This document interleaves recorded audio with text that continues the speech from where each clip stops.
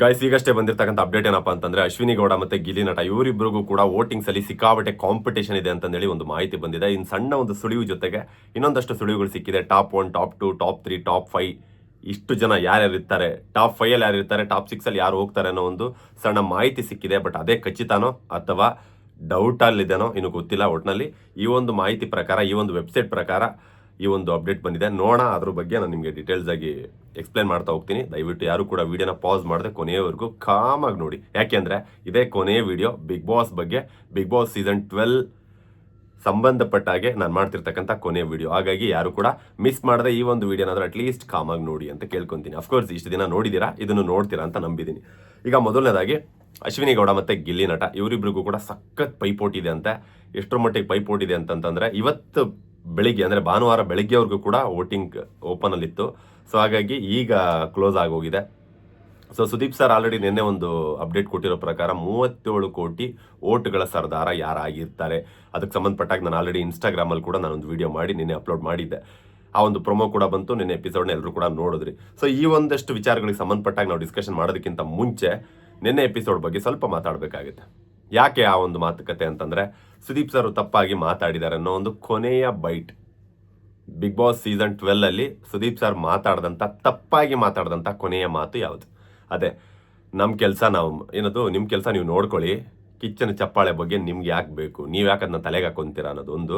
ಅದಾದ್ಮೇಲೆ big boss ಗೆದ್ದಂಥವ್ರು ಯಾರಿರ್ತಾರೆ, ಅವ್ರು ಸಿಕ್ಕಂಥ ಒಂದು ಅಮೌಂಟ್ ಏನಿರುತ್ತೆ ಅದನ್ನ ಎತ್ಕೊಂಡು ಅವ್ರ ಮನೆಗೆ ಹೋಗ್ತಾರೆ, ಅದನ್ನ ನಿಮಗೆ ಕೊಡ್ತಾರ ಅನ್ನೋಂಥ ಒಂದು ಮಾತು. ಸೊ ಇದಕ್ಕೆ ಸಂಬಂಧಪಟ್ಟಾಗ ನಾವು ಮಾತಾಡಬೇಕು ಅಂತಂದ್ರೆ ಅದನ್ನು ನಿಮ್ಗೆ ಯಾಕೆ, ನಿಮ್ಮ ಕೆಲಸ ನೀವು ನೋಡ್ಕೊಳ್ಳಿ ಅನ್ನೋಂಥ ಮಾತನ್ನ ಅಲ್ಲಿ ಹೇಳ್ಬಾರ್ದಾಗಿತ್ತು. ಯಾಕೆಂದ್ರೆ ಹೊರಗಡೆ ಸಾಕಷ್ಟು ಜನ ಅದ್ರ ಬಗ್ಗೆ ನೆಗೆಟಿವ್ ಆಗಿ ವಿಡಿಯೋಗಳನ್ನ ಮಾಡ್ತಾ ಇದ್ದಾರೆ. ಸುದೀಪ್ ಸರ್ ಅಪೋಸಿಟ್ ಆಗಿ ಮಾತಾಡ್ತಾ ಇದ್ದಾರೆ. ಸುದೀಪ್ ಸರ್ ತಪ್ಪಾಗಿ ಮಾತಾಡಿದ್ದಾರೆ ಅಂತಂದೇಳಿ ನಾವು ಹೇಳಿದ್ದು ಯಾವತ್ತೂ ಇಲ್ಲ. ಬಟ್ ಕಿಚ್ಚನ ಚಪ್ಪಾಳೆ ತಪ್ಪಾದ ವ್ಯಕ್ತಿಗೆ ಸಿಕ್ತು ಅಂತಂದೇಳಿ ಆ ಟೈಮಲ್ಲಿ ಎಲ್ಲರೂ ಕೂಡ ರಿಯಾಕ್ಟ್ ಮಾಡಿದ್ರು. ಬಟ್ ಅದ್ರ ಬಗ್ಗೆ ನಾನು ಜಡ್ಜ್ ಮಾಡಿ ಕರೆಕ್ಟಾಗಿ ಜಡ್ಜ್ಮೆಂಟ್ ಕೊಡೋದಾದ್ರೆ ನಿಮ್ಗೆ ಅದು ಸರಿ ಅನ್ಸುತ್ತೋ ತಪ್ಪು ಅನ್ಸುತ್ತೋ ಗೊತ್ತಿಲ್ಲ. ಬಟ್ ಮ್ಯಾಕ್ಸಿಮಮ್ ಇದು ಸರಿ ಅಂತ ನೀವು ಕೂಡ ಒಪ್ಕೊಂತೀರಾ. ಏನಪ್ಪ ಅಂತಂದ್ರೆ, ಕಲರ್ಸ್ ಮನೆಯ ಮನೆ ಮಕ್ಕಳು ಅಂತ ಏನಿದ್ದಾರೆ ಅವ್ರಿಗೆ ಒಂದು ನ್ಯಾಯ ಮಾಡಲೇಬೇಕು ಅವ್ರು. ಯಾಕೆಂದ್ರೆ ಅವರು ಆ ಒಂದು ಇನ್ಸ್ಟಿಟ್ಯೂಟ್, ಆ ಒಂದು ಸ್ಕೂಲಿಂದಾನೇ ಬಂದಿರ್ತಾರೆ. ಕಲರ್ಸ್ ಅನ್ನೋ ಆ ಒಂದು ಚಾನಲ್ನ ಸ್ಕೂಲಿಂದಾನೇ ಬಂದಿರ್ತಾರೆ. ಸೊ ಹಾಗಾಗಿ ಅವ್ರುಗಳಿಗೆ ಒಂದು ನ್ಯಾಯ ಮಾಡಲೇಬೇಕು. ಈಗ ನಮ್ಮನೆ ಮಕ್ಕಳು ನಮ್ಮನೆ ನಡೆಯೋ ಫಂಕ್ಷನಲ್ಲಿ ಫಸ್ಟ್ ಪ್ರಿಫರೆನ್ಸ್ ನಾವು ನಮ್ಮನೆ ಮಕ್ಳಿಗೆ ಕೊಡ್ತೀವಿ. ಸೊ ಅದೇ ರೀತಿ ಅದು ತಪ್ಪು ಅಂತ ನಾನು ಹೇಳೋಕ್ಕಾಗಲ್ಲ, ಯಾರು ಕೂಡ ಹೇಳೋದು ಅದು ಹಕ್ಕಿಲ್ಲ. ಬಟ್ ಅಲ್ಲಿ ಕೊನೆಯದಾಗಿ ಪ್ರೈಸ್ನ ಅವ್ರ ಮನೆ ಮಕ್ಕಳಿಗೆ ಕೊಟ್ಟರೆ ಅದು ತಪ್ಪಾಗುತ್ತೆ. ಯಾಕೆಂದ್ರೆ ಡಿಸರ್ವ್ ಇರ್ತಕ್ಕಂಥ ವ್ಯಕ್ತಿಗಳಿಗೆ ಕೊಟ್ಟರೆ ಅದು ಸರಿಯಾಗುತ್ತೆ. ಬಟ್ ಕೊನೆಯವರೆಗೂ ಉಳಿಸ್ಕೊಂಬರುವಂಥ ಕರ್ತವ್ಯ ಅದನ್ನು ಮಾಡಿದ್ದಾರೆ. ಬಟ್ ಅದಕ್ಕೆ ಸಂಬಂಧಪಟ್ಟಾಗಿ ಅವರು ಕೂಡ ಒಂದಷ್ಟು ಡಿಸರ್ವ್ ಆಗಿರಬೇಕಾಗುತ್ತೆ.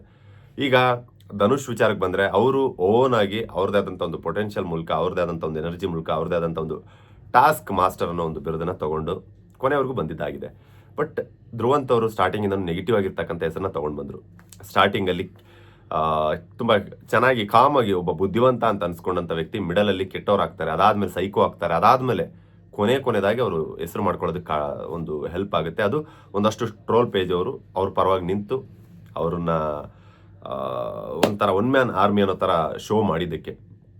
ಸೊ ಚಾನಲ್ ಅವ್ರಿಗೆ ಒಂದು ಏನಿರುತ್ತಪ್ಪ ಅಂತಂದರೆ, ನಮ್ಮನೆ ಮಕ್ಕಳು ನಮ್ಮನೆಯಿಂದ ನಮ್ಮದೇ ಆದಂಥ ಒಂದು ಫಂಕ್ಷನ್ಗೆ ಬಂದು ಅಲ್ಲಿ ಕೆಟ್ಟ ಹೆಸರನ್ನ ತಗೊಂಡು ಹೋಗ್ಬಾರ್ದು, ಒಳ್ಳೆ ಹೆಸರನ್ನ ಇಟ್ಕೊಂಡು ಒಳಗಡೆ ಬಂದಂಥವ್ರು ಕೆಟ್ಟ ಹೆಸರು ಇಟ್ಕೊಂಡು ಆಚೆ ಹೋಗ್ಬಾರ್ದು. ಇದನ್ನು ಯಾರು ಕೂಡ ಆಕ್ಸೆಪ್ಟ್ ಮಾಡಲ್ಲ. ಸೊ ಚಾನಲ್ ಅವರು ಕೂಡ ಅದನ್ನೇ ಮಾಡ್ತಾರೆ. ಸೊ ಕೆಟ್ಟ ಹೆಸರು ಇಟ್ಕೊಂಡು ಅವ್ರನ್ನ ಆಚೆ ಕಳ್ಸೋದಕ್ಕೆ ಅವ್ರಿಗೂ ಇಷ್ಟ ಇರಲಿಲ್ಲ. ಸೊ ಹಾಗಾಗಿ ಧ್ರುವಂತ್ ಅವ್ರಿಗೆ ಅವ್ರು ಗೆಲ್ಲಲ್ಲ ಅನ್ನೋದು ಅವ್ರಿಗೂ ಕೂಡ ಕನ್ಫರ್ಮ್ ಇತ್ತು. ಬಟ್ ಅಲ್ಲಿವರೆಗೂ ಕಿಚ್ಚನ ಚಪ್ಪಾಳೆಗಳಿಗೆ ಸಿಕ್ಕಿಲ್ಲ ಅವ್ರಿಗೆ. ಒಂದು ಟ್ರಿಬ್ಯೂಟ್ ಅಂದರೆ ಒಂದು ಸಿಗ್ಬೇಕಾಗಿರ್ತಕ್ಕಂಥ ಒಂದು ಅವಾರ್ಡು ರಿವಾರ್ಡ್ ಏನೂ ಕೂಡ ಸಿಕ್ಕಿಲ್ಲ. ಬಟ್ ಕೊಡಲೇಬೇಕಾಗುತ್ತೆ. ಸೊ ಹಾಗಾಗಿ ಅವರ ಒಂದು ಚಾನಲ್ ಅವರು ಅನ್ನೋ ಒಂದು ಕಾರಣಕ್ಕೆ ಅವ್ರಿಗೆ ಅದೊಂದು ಟ್ರಿಬ್ಯೂಟ್ಗೆ ಕಿಚ್ಚನ ಸೀಸನ್ ಚಪ್ಪಾಳೆ ಅಂತ ಕೊಡ್ತಾರೆ. ಇಷ್ಟೇ ಮ್ಯಾಟ್ರು. ಸೊ ಇಲ್ಲಿ ಧ್ರುವಂತ್ ಅವ್ರ ಮ್ಯಾಟ್ರ್ ಯಾಕೆ ಬಂತು ಅಂತ ನೀವು ಅನ್ಬೋದು. ಸೊ ಆಗ ಕಿಚ್ಚನ ಚಪ್ಪಾಳೆ ತಪ್ಪಾದ ವ್ಯಕ್ತಿಗೆ ಹೋಯ್ತು ಅನ್ನೋ ಕಾರಣಕ್ಕೆ ಸಾಕಷ್ಟು ಜನ ಆ ವಾರ ತಪ್ಪಾಗಿ ಮಾತಾಡಿದ್ರು. ಮಿಡ್ ವೀಕ್ ಎಲಿಮಿನೇಷನ್ ಆಗೋವರೆಗೂ, ಮಿಡ್ ವೀಕ್ ಎಲಿಮಿನೇಷನ್ ಅವ್ರು ಹೋದ್ಮೇಲೆ ಇನ್ನೂ ತಪ್ಪಾಗಿ ಮಾತಾಡಿದ್ರು. ಏನಪ್ಪ ಅಂತಂದರೆ, ಡಿಸರ್ವ್ ಇರ್ತಕ್ಕಂಥ ವ್ಯಕ್ತಿಗೆ ಕೊಟ್ಟಿದ್ದಿದ್ರೆ ಇದು ಮ್ಯಾಟ್ರೇ ಆಗ್ತಾ ಇರಲಿಲ್ಲ. ಅವರು ಮನೆಗೆ ಹೋಗುವಂಥ ವ್ಯಕ್ತಿಗೆ ಈ ಸೀಸನ್ನ ಕಿಚ್ಚನ ಚಪ್ಪಾಳೆ ಕೊಟ್ಟರು. ಇಲ್ಲೇ ಗೊತ್ತಾಗುತ್ತೆ ಇದು ಫೇವರಿಸಮ್ ಅಂತಂದೇಳಿ. ಸೊ ಆ ಟೈಮಲ್ಲಿ ಸುದೀಪ್ ಸರ್ಗೆ ಸಿಟ್ಟು ಬಂದಿರುತ್ತೆ ಮೋಸ್ಟ್ಲಿ. ಸೊ ಹಾಗಾಗಿ ಅವರು ಡೈರೆಕ್ಟಾಗಿ ಹೇಳ್ಬೋದಾಗಿತ್ತು, ನೋಡ್ರಪ್ಪ ಹಿಂಗಿತ್ತು ನನಗೆ ಅನಿಸಿದಂಥ ವ್ಯಕ್ತಿಗೆ ನಾನು ಕೊಟ್ಟೆ, ಅದರಲ್ಲಿ ಏನಿದೆ ಅಂತಂದೇಳಿ ನಾರ್ಮಲಾಗಿ ಮಾತಾಡಿದ್ರೆ ಚೆನ್ನಾಗಿರ್ತಿತ್ತು. ಬಟ್ ನಿಮ್ಮ ಕೆಲಸ ನೀವು ನೋಡ್ಕೊಳ್ಳಿ ಅಂತ ಹೇಳ್ಬಾರ್ದಿತ್ತು. ಅದು ಸಾಕಷ್ಟು ಜನಕ್ಕೆ ಹರ್ಟ್ ಆಗಿದೆ. ಯಾಕೆ ಅಂತಂದರೆ, ಅವ್ರ ಕೆಲಸ ಅವ್ರು ನೋಡ್ಕೊಳ್ಳೋದಾಗಿದ್ದಿದ್ರೆ ಇವತ್ತು ಸುದೀಪ್ ಸರ್ ಈ ಒಂದು ಸ್ಥಾನದಲ್ಲಿ ನಿಂತಾ ಇರಲಿಲ್ಲ. ಅವರ ಸಿನಿಮಾನ ಎಲ್ಲರೂ ಕೂಡ ನೋಡೋಕ್ಕಾಗ್ತಾ ಇರಲಿಲ್ಲ. ನಮ್ಮ ಕೆಲಸ ನಾವು ನೋಡ್ಕೊಳ್ಳೋಣ, ಅವ್ರು ಯಾರು ಸಿನಿಮಾ ಮಾಡೋರಂತೆ, ಅದನ್ಯಾಕೆ ನಾವು ನೋಡೋಕೆ ಹೋಗ್ಬೇಕು ಅಂತ ಇದ್ರು. ಇದ್ಯಾವುದೋ ಬಿಗ್ ಬಾಸ್ ಶೋ ಅಂತ, ಇದನ್ಯಾಕೆ ನಾವು ನೋಡಬೇಕು, ನಮ್ಮ ಕೆಲಸ ನಾವು ನೋಡೋಣ ಅಂತ ಅನ್ಕೊತಾ ಇದ್ರು. ಸೊ ನೋಡುವಂಥ ಜನಗಳಿಗೆ ಮನೋರಂಜನೆ ಬೇಕು. ಮನೋರಂಜನೆ ಕೊಡೋದಕ್ಕೆ ಅವ್ರು ರೆಡಿಯಾಗಿರಬೇಕು. ಸೊ ನಾವು ಕೊಡೋವಂಥ ಪ್ಲಸ್ಸನ್ನು ತೊಗೊಳೋದಕ್ಕೆ ರೆಡಿ ಇದ್ದಾರೆ ಅಂತಂದರೆ ನೆಗೆಟಿವ್ನು ಕೂಡ ತೊಗೊಳೋದಕ್ಕೆ ರೆಡಿ ಇರಬೇಕು. ಸೊ ಆ ಒಂದು ವಿಚಾರದಲ್ಲಿ ಸೀನಿಯರ್ ಸ್ಥಾನದಲ್ಲಿ ಇರ್ತಕ್ಕಂಥ ಸುದೀಪ್ ಸರ್ ಎಲ್ಲೋ ಒಂದು ಕಡೆ ಎಡುವುದ್ರು ಅನ್ನೋದೊಂದು ನನ್ನ ಒಂದು ಅಭಿಪ್ರಾಯ. ಈಗ ಡೈರೆಕ್ಟ್ ಕೊನೆಯದಾಗಿ ಮೇನ್ ಟಾಪಿಕ್ಗೆ ಬರೋದಾದರೆ ಟಾಪ್ 6 ಇರ್ತಕ್ಕಂಥ ಅಷ್ಟು ಜನ ನಾನು ಅಂದ್ಕೊಂಡೆ ಮೋಸ್ಟ್ಲಿ ನಿನ್ನೆ ಯಾರಾದರೂ ಎತ್ತು ಅಂತ. ಯಾಕೆಂದರೆ ಎಕ್ಸ್ಪೆಕ್ಟ್ ದ ಅನ್ಎಕ್ಸ್ಪೆಕ್ಟೆಡ್ ಅಂತಂದೇಳಿ ಹೇಳ್ತಾನೆ ಇದ್ದಾರೆ. ಅದಕ್ಕೆ ಸಂಬಂಧಪಟ್ಟ ಏನು ಕೂಡ ಗೊತ್ತಾಗ್ತಾ ಇಲ್ಲ. ಲಾಸ್ಟ್ ಸೀಸನ್ ಇಷ್ಟೊತ್ತಿಗೆ ಆಲ್ರೆಡಿ ಈ ಒಂದು ಈವ್ನಿಂಗ್ ಟೈಮಲ್ಲಿ ಆಲ್ರೆಡಿ ಮ್ಯಾಟರ್ ಲೀಕ್ ಆಗಿಬಿಟ್ಟಿತ್ತು, ಬಿಗ್ ಬಾಸ್ ವಿನ್ನರ್ ಹನುಮಂತುನೆ ಅಂತಂದೇಳಿ. ಬಟ್ ಈ ಸಲ ಏನೂ ಕೂಡ ಒಂದು ಸೆಲೆಬ್ರೇಟ್ ಮಾಡ್ತಾ ಇಲ್ಲ. ಗ್ರ್ಯಾಂಡ್ ಫಿನಾಲಿ ಅನ್ನೋದು ಯಾವ ರೀತಿ ಆಗಿದೆ ಅಂದರೆ, ನೀವು ಕರೆಕ್ಟಾಗಿ ನೋಡ್ಕೊಳ್ಳಿ, ಒಂದು ವೀಕೆಂಡ್ ಎಪಿಸೋಡ್ ಥರನೇ ನಮಗೆ ಫೀಲ್ ಆಗ್ತಾ ಇದೆ. ಇದು ಗ್ರ್ಯಾಂಡ್ ಫಿನಾಲಿ ಅನ್ನೋ ಒಂದು ಫೀಲೇ ಕೊಡ್ತಾ ಇಲ್ಲ. ಲಾಸ್ಟ್ ಸೀಸನಲ್ಲಿ ಅದೊಂದು ಹಬ್ಬದ ಥರ ಸೆಲೆಬ್ರೇಷನ್ ಆಗ್ತಾ ಇತ್ತು. 20 ಡೇಸಿಂದನೇ ಗ್ರ್ಯಾಂಡ್ ಫಿನಾಲಿ ಅಂತ ಹಬ್ಬ ಅದನ್ನು ಹರಿದು ಊರ್ಬಾಗ್ಲು ಮಾಡ್ತಾಯಿದ್ರು. ಈ ಸಲ ಅದೂ ಇಲ್ಲ, ಡೈರೆಕ್ಟಾಗಿ ಒಂದು ವೀಕೆಂಡ್ ಯಾವುದೋ ಒಂದು ಆ ಥರ ನಡೀತು ಅಷ್ಟೇ. ಸೊ ಅಂಥ ಡಿಫ್ರೆನ್ಸಸ್ ಏನು ಕಾಣಿಸ್ಲಿಲ್ಲ.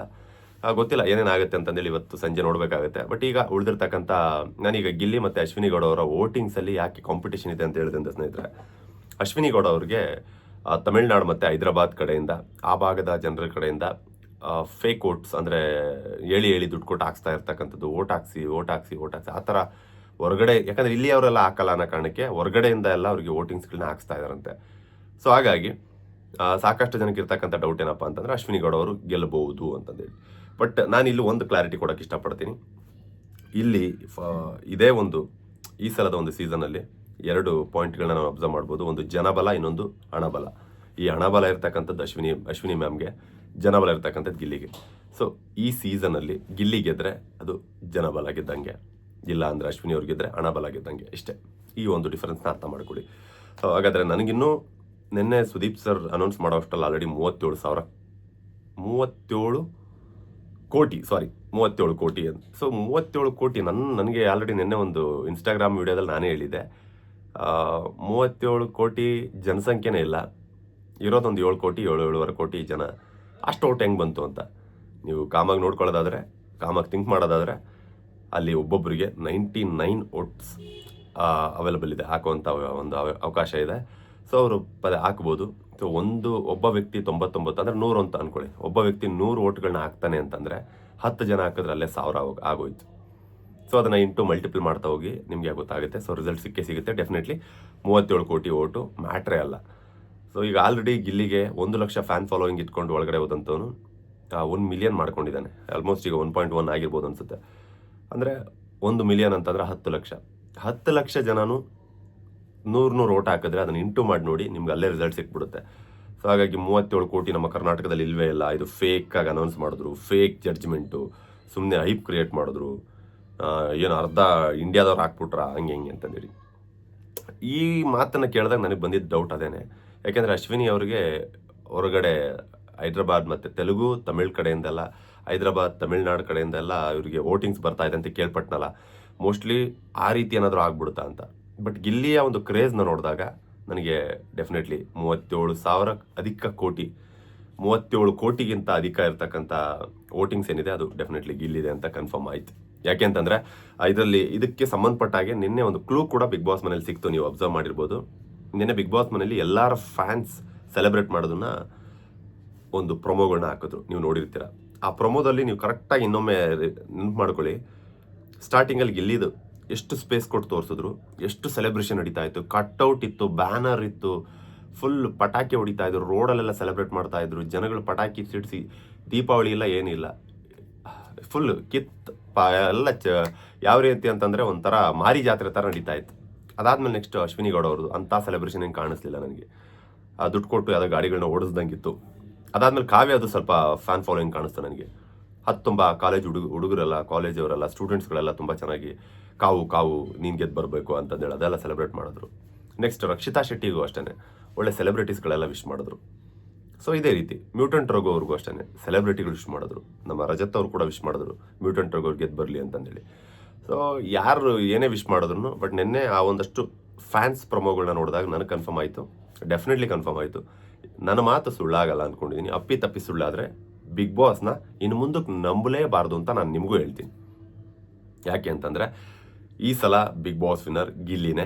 ಅದು ನಿನ್ನೆ ನಾನು ಬಿಗ್ ಬಾಸ್ ಮನೇಲಿ ತೋರಿಸಿದಂಥ ಸಣ್ಣ ಸಣ್ಣ ಸಣ್ಣ ತುಣುಕುಗಳೇನಿತ್ತು ಅಲ್ಲೇ ನೀವು ಜಸ್ಟ್ ಒಂದು ಅರ್ಥ ಮಾಡ್ಕೊಳ್ಳಿ. ಇಷ್ಟು ಸೀಸನ್ಗಳಲ್ಲಿ ಯಾವ ಒಬ್ಬ ಕಂಟೆಸ್ಟೆಂಟ್ದು ಟ್ಯಾಟೂ ಹಾಕ್ಸ್ಕೊಂಡು ಯಾರಾದ್ರೂ ಒಳಗಡೆ ಬಂದಿದ್ರಾ? ಇಲ್ಲ. ಒಬ್ಬ ಯಾರಾದರೂ ಒಬ್ಬ ಕಂಟೆಸ್ಟೆಂಟ್, ಅದು first person may be Gilli ಅಂತ ಅನಿಸುತ್ತೆ. ಸೊ ಅದು ತುಂಬಾ ಅಲ್ಲೇ ಗೊತ್ತಾಗಿ ಹೋಯ್ತು, ಇಂಟ್ ಅಲ್ಲೇ ಸಿಕ್ಬಿಡ್ತು. ಸೊ ಇವಾಗ ಬಿಗ್ ಬಾಸ್ ತಂಡದವ್ರಿಗೂ ಕೂಡ, ಸುದೀಪ್ ಸರ್ಗೂ ಕೂಡ ಕನ್ಫರ್ಮ್ ಆಗಿರುತ್ತೆ, ಈ ರೇಂಜಿಗೆ ಟ್ಯಾಟೂ ಹಾಕ್ಸ್ಕೊಳ್ಳೋ ರೇಂಜ್ಗೆಲ್ಲ ಫ್ಯಾನ್ಸ್ ಇದ್ದಾರೆ ಅಂತಂದಮೇಲೆ ಇಂಥ ವ್ಯಕ್ತಿನ ಏನಾದ್ರು ಸೋಲ್ಸ್ಬಿಟ್ವಿ ಅಂದರೆ, ಇಂಥ ವ್ಯಕ್ತಿನ ಏನಾದ್ರು ರನ್ನರ್ ಅಪ್ ಮಾಡಿಬಿಟ್ವಿ ಅಂತಂದರೆ ಜನ ಮೆಟ್ ತಗೊಂಡು ನಮ್ಗೆ ಇಕ್ತಾರೆ. ನೆಕ್ಸ್ಟ್ ಸೀಸನ್ ಮಾಡೋದಕ್ಕಿಂತ ಮುಂಚೆ ನೀವು ಮಾಡಲೇಬೇಡಿ, ದಯವಿಟ್ಟು ಈ ಥರದ ಫೇವರಿಸಮ್ ಪ್ರೋಗ್ರಾಮ್ಗಳನ್ನ ಮಾಡೋಕ್ಕೆ ಹೋಗ್ಬಿಡಿ, ಬಿಗ್ ಬಾಸ್ ಇಲ್ಲಿಗೆ ನಿಲ್ಲಿಸ್ಬಿಡಿ ಅಂತ ಹೇಳ್ತಾರೆ ಅಂತಂದೇಳಿ ಅವ್ರಿಗೂ ಕೂಡ ರಿಯಲೈಸ್ ಆಗಿರುತ್ತೆ. ಅವ್ರಿಗೆ ಎಷ್ಟೇ ಎಕ್ಸ್ಪೆಕ್ಟ್ ದ ಅನ್ಎಕ್ಸ್ಪೆಕ್ಟೆಡ್ ಅಂತ ತೋರಿಸ್ಲಿ, ಸುಮ್ಮನೆ ಬಕ್ವಾಸ್ ಅಂತ ಅನಿಸ್ತು ನನಗೆ ನಿಜವಾಗ್ಲೂ. ಯಾಕೆ ಅಂತಂದರೆ ನಾನು ಎಕ್ಸ್ಪೆಕ್ಟ್ ದ ಅನ್ಎಕ್ಸ್ಪೆಕ್ಟೆಡ್ ಅಂತಂದು ಹೇಳಲ್ಲ, ತೋರಿಸಿದ್ ನೋಡಿ ಏನೋ ನೆಕ್ಸ್ಟ್ ಲೆವೆಲಲ್ಲಿ ನಡೆಯುತ್ತೆ ಹಂಗೆ ಹಿಂಗೆ ಅಂತ ಏನೇನೋ ಅಂದ್ಕೊಂಡೆ. ಅಂತ ಎಕ್ಸ್ಪೆಕ್ಟ್ ದ ಅನ್ಎಕ್ಸ್ಪೆಕ್ಟೆಡ್ ಅಂತ ಏನು ಕಾಣಿಸಿಲ್ಲ. ಈಗ ಎಕ್ಸ್ಪೆಕ್ಟ್ ದ ಅನ್ಎಕ್ಸ್ಪೆಕ್ಟೆಡ್ ಅಂದ್ರೆ ಏನು? ನಾವು ಎಕ್ಸ್ಪೆಕ್ಟ್ ಮಾಡದೇ ಇರೋದು ನಡಿಬೇಕು ತಾನೆ. ನಾವು ಎಕ್ಸ್ಪೆಕ್ಟ್ ಮಾಡ್ತಾ ಇರೋದು ಯಾರನ್ನ? ಗಿಲ್ಲಿ ಗೆಲ್ತಾನೆ, ಅಶ್ವಿನಿ ಅವ್ರನ್ನ ಸೆಕೆಂಡ್ ಇಡ್ತಾರೆ. ಅಫ್ಕೋರ್ಸ್ ಅವರು ಡಿಸರ್ವ್ ಅಲ್ಲ ಆ ಸ್ಥಾನಕ್ಕೆ, ಬಟ್ ಅಶ್ವಿನಿ ಅವ್ರನ್ನ ಸೆಕೆಂಡ್ ಇಡ್ತಾರೆ. ಯಾಕೆಂದರೆ ಆ ರೀತಿ ನೀವು ಸೆಕೆಂಡ್ ಸ್ಥಾನಕ್ಕೆ ಯಾರನ್ನಾದ್ರೂ ಇಡಬೇಕು ಅಂತ ನನಗೇನಾದರೂ ಕೇಳೋದಾದರೆ ಮೇ ಬಿ ಧನುಷ್ ಅವರಿದ್ದಾರೆ, ರಕ್ಷಿತಾ ಇದ್ದಾಳೆ, ಅಶ್ವಿನಿ ಅವ್ರಿಗಿಂತ ಮೇಲೆ ಇವರಿಬ್ಬರು ಇದ್ದಾರೆ. ಸೊ ಹಾಗಾಗಿ ಮೇ ಬಿ ಅಶ್ವಿನಿ ಅವರು ಜೆನ್ಯೂನ್ ಆಗಿ ನೋಡ್ಕೊಳ್ಳೋದಾದರೆ ಅವರು 2ನೇ ಸ್ಥಾನಕ್ಕೂ ಕೂಡ ಲಾಯಕ್ಕಿಲ್ಲ, ಬಟ್ ಆದರೂ ಕೂಡ 2ನೇ ಸ್ಥಾನದಲ್ಲಿ ಅವ್ರನ್ನ ಇಡ್ತಾರೆ. ಇದು ನನಗೆ ಗೊತ್ತಿರ್ತಕ್ಕಂಥದ್ದು. ಇನ್ನು 3ನೇ ಸ್ಥಾನದಲ್ಲಿ ಮೇ ಬಿ ಮ್ಯೂಟೆಂಟ್ ರಘು ಅಂತ ಅಂದ್ಕೊಂಡಿದ್ದೀನಿ. ಬಿಕಾಸ್ ಅವರ ಜರ್ನಿ ಅದನ್ನೆಲ್ಲ ಅಬ್ಸರ್ವ್ ಮಾಡಿ ಒಂದಷ್ಟು ಹೇಳೋಕ್ಕಾಗಲ್ಲ. ಇನ್ನು ಅಫ್ಕೋರ್ಸ್ ಅಂದರೆ 3 ಮತ್ತು 4 ಈ 3 ಮತ್ತು 4ನೇ ಸ್ಥಾನದಲ್ಲಿ ಮ್ಯೂಟೆಂಟ್ ರಘು, ರಕ್ಷಿತಾ ಇರ್ತಾರೆ ಅಂತ ಗೆಸ್ ಮಾಡ್ತಾ ಇದ್ದೀನಿ. ಇನ್ನು 5ನೇ ಸ್ಥಾನದಲ್ಲಿ ಕಾವ್ಯ ಅಂದ್ಕೊಂಡಿದ್ದೀನಿ. ಹಾಗಾದ್ರೆ ಇನ್ನು ಉಳಿದಿರ್ತಕ್ಕಂಥ ಒಂದು ಕಂಟೆಸ್ಟೆಂಟ್ ಯಾರು? ಧನುಷ್ನ ಕಳಿಸ್ಬಿಡ್ತೀಯಪ್ಪ ಮನೇಲಿ ಅಂತ. ನನಗೆ ಇದನ್ನೆಲ್ಲ ನೋಡಿದಾಗ ನನಗೆ ಅದೇ ಅನಿಸಿದ್ದು.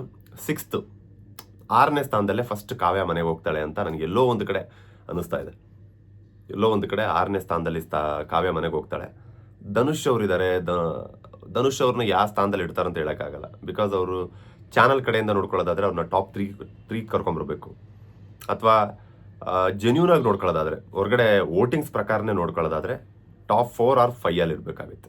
ಇದು ನಾನು ಗೆಸ್ ಮಾಡ್ತಿರ್ತಕ್ಕಂಥದ್ದು. ಬಟ್ ಟಾಪ್ 1ನಲ್ಲಿ ಗಿಲ್ಲಿನೇ ಇರ್ತಾನೆ ಡೆಫಿನೆಟ್ಲಿ. ನಾಳೆ ಇಷ್ಟೊತ್ತಿಗೆ ಆಲ್ರೆಡಿ ಸೆಲೆಬ್ರೇಷನ್ ಶುರುವಾಗಿ ಹೋಗಿರುತ್ತೆ, ಗಿಲ್ಲಿ ಆರ್ಭಟ ಶುರುವಾಗಿರುತ್ತೆ ಅಷ್ಟೇ. ಅಪ್ಪಿತಪ್ಪಿ ಅನ್ನೋದು ಇದು ರಿವರ್ಸ್ ಆಗಿ ಅಶ್ವಿನಿ ಅವ್ರಿಗೆ ಗೆದ್ದು ಬಿಟ್ರೆ ನೀವು ನನಗಂತೂ ಬೇಕು ಹೋಗ್ಬಿಡಿ, ಅಲ್ಲೇ ಅರ್ಥ ಮಾಡ್ಕೊಳ್ಳಿ, ಗೆದ್ದಿದ್ದು ಅಶ್ವಿನಿ ಅವರಲ್ಲ, ಹಣಬಲ ಅಂತಂದೇಳಿ, ಮನಿ ಅಷ್ಟೇ. ಓಕೆ, ಇದಿಷ್ಟು ಇವತ್ತಿನ ಬಿಗ್ ಬಾಸ್ ಮಾತುಕತೆ ಆಗಿತ್ತು. ಇದ್ರ ಬಗ್ಗೆ ಸಂಬಂಧಪಟ್ಟ ಹಾಗೆ ಒಂದಷ್ಟು ಚರ್ಚೆ ಮಾಡಬೇಕಂತ ಅನಿಸ್ತು. ಕೊನೆಯ ವಿಡಿಯೋ ಹಾಗಾಗಿ ಮಾಡಿದ್ದೀನಿ. ವಿಡಿಯೋ ಆಲ್ರೆಡಿ ಲೆಂತಿ ಆಗೋಯ್ತು. ಯಾರಾದರೂ ವಿಡಿಯೋ ಇಲ್ಲಿವರೆಗೂ ಕೂಡ ಕಾಮಾಗಿ ನೋಡಿದರೆ ದಯವಿಟ್ಟು ನನ್ನ ಚಾನಲ್ನ ಸಬ್ಸ್ಕ್ರೈಬ್ ಮಾಡ್ಕೊಳ್ಳಿ. ಹಾಗೆ ನೆಕ್ಸ್ಟ್ ಯಾವ ಟಾಪಿಕ್ಸ್ಗಳ ಬಗ್ಗೆ ಮಾತಾಡಬೇಕು ಅದನ್ನು ನನಗೆ ಇನ್ಸ್ಟಾಗ್ರಾಮಲ್ಲಿ ಮೆಸೇಜ್ ಮೂಲಕ ತಿಳಿಸ್ಕೊಡಿ. ನನ್ನ ಐಡಿ ನೆನಪಿದೆ ಅಲ್ವಾ? ರಘುವರ್ಯ _K ಅಂತಂದೇಳಿ, ರಘುವರ್ಯ _K ಅಂತಂದೇಳಿ. ಸೊ ಇನ್ಸ್ಟಾಗ್ರಾಮಲ್ಲಿ ತಿಳಿಸಿ. ಹಾಗೆ ನನ್ನ ಫೇಸ್ಬುಕ್ ಪೇಜ್ ಕೂಡ ರಘುವರ್ಯ K ಅಂತ ಇದೆ, ಅಲ್ಲೂ ಕೂಡ ನೀವು ತಿಳಿಸ್ಬೋದು. ನೆಕ್ಸ್ಟ್ ಯಾವುದೇ ಟಾಪಿಕ್ಸ್ಗಳ ಬಗ್ಗೆ ಮಾತಾಡಬೇಕು ಅಂದರೂ ಕೂಡ, ಇದೇ ರೀತಿ ಚರ್ಚೆಗಳು ನಡಿಬೇಕಂದ್ರೂ ಕೂಡ, ಮೇ ಬಿ ಇದಾದ್ಮೇಲೆ ನೆಕ್ಸ್ಟ್ ಇಮಿಡಿಯೇಟ್ ಈ ರೀತಿ ಲಾಂಗ್ ಒಂದು ಡಿಸ್ಕಷನ್ಗೆ ಕೂತ್ಕೊಳ್ಳೋದು ಅದು ಡೆಫಿನೆಟ್ಲಿ CCL ಅಂತ ಅಂದ್ಕೊಂಡಿದ್ದೀನಿ. ಸೊ ಅಲ್ಲಿವರೆಗೂ ಆ ಗ್ಯಾಪಲ್ಲಿ ಏನಾದರೂ ಸಿನಿಮಾ ರಿವ್ಯೂಸ್ಗಳನ್ನ ಕೊಡ್ತಾ ಇರ್ತೀನಿ. ಸೊ ಹಾಗಾಗಿ ಇಷ್ಟು ದಿನ ಯಾವ ರೀತಿ ಸಪೋರ್ಟ್ ಮಾಡ್ಕೊಂಡ್ಬಂದ್ರು ಅದೇ ರೀತಿ. Okay, love you all. ಸಿಗೋಣ ಮತ್ತೆ.